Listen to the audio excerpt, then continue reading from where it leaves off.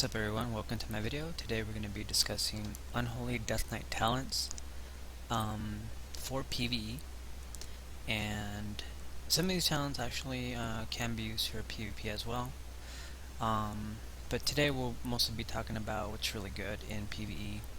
So as you all know, if you haven't seen my first video, I pretty much talk about Unholy Death Knights revolve around Festering Strike and Skirt Strike. And basically Festering Strike because it applies festering wounds on your target, which you can basically pop with Skirt Strikes. So that being said, for the first tier I went with Bursting Sores because this increases festering wound damage by 50%. And the other talents, all will serve, weren't really that great. They weren't bad, but as far as DPS goes, they weren't doing all that great. All will serve basically just summons another skeleton, another pet, and then Ebon Fever increases the amount of damage Virulent Plague, but in like half the time. I found this talent actually kind of annoying because sometimes I would forget, to apply Virulent Plague on my target because it would fall off. So it wasn't really that great, and also wasn't really much of a DPS increase. So for the first tier I would definitely go with Bursting Sores because Unholy Death Knight is all about, festering wounds and basically blowing them up with Skirt Strike. For this tier I went with Pestilent Pustules, and it's kind of I don't know, I tested all of these talents out and there wasn't really one that really stood out. This one was actually okay because every 6 festering wounds you burst, you basically get 1 rune back.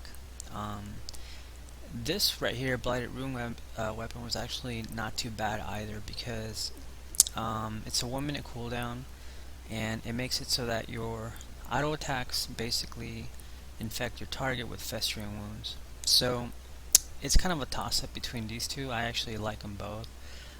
It's your own, I would basically say it's your own personal preference. You can definitely test them out. Whichever one you go with, it's not going to be a DPS loss though. They're both pretty much okay.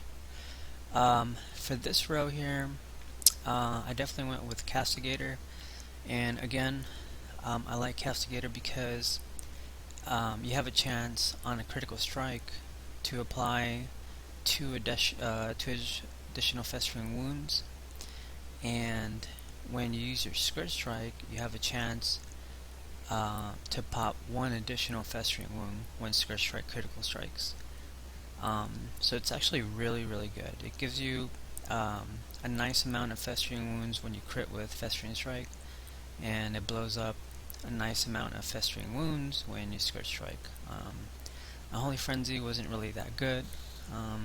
It increases your attack speed by 100% for 2 seconds. DPS wasn't really that great, and Client Shadows actually wasn't that bad either.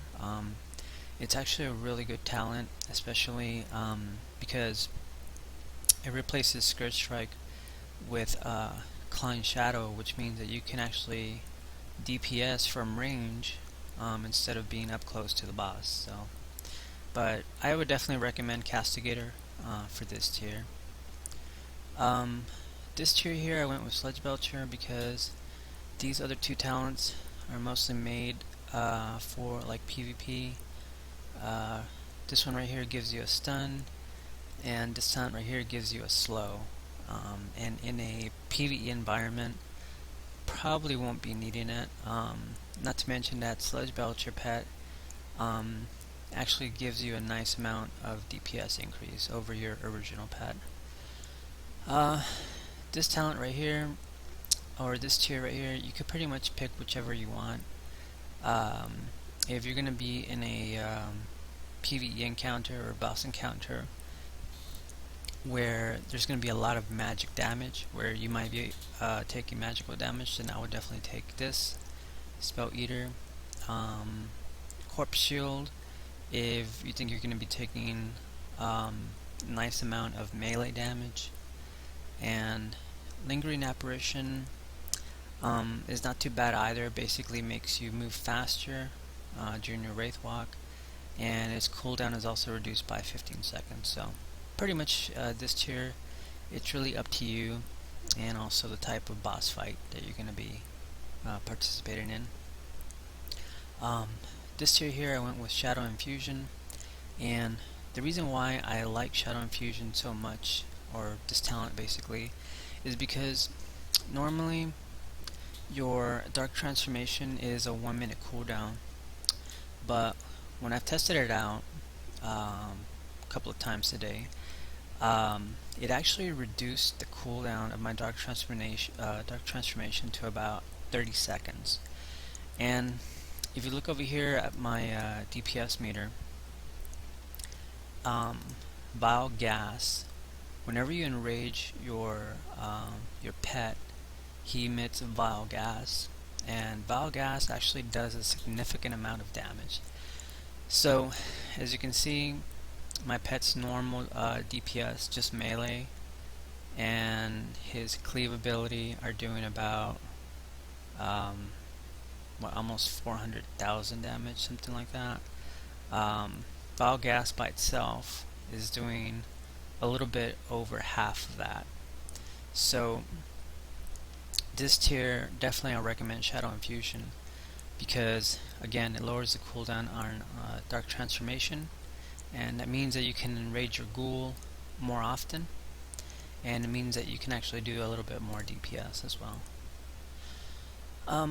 And lastly, this last tier I went with Dark Arbiter, and the reason why I went with Dark Arbiter is because the amount of damage that Dark Arbiter is doing right now, at least at level 100, is actually pretty nuts. I think when I casted this ability with a full runic bar, Dark Arbiter is doing about 500 to 550,000 damage in the 15 seconds that it's up.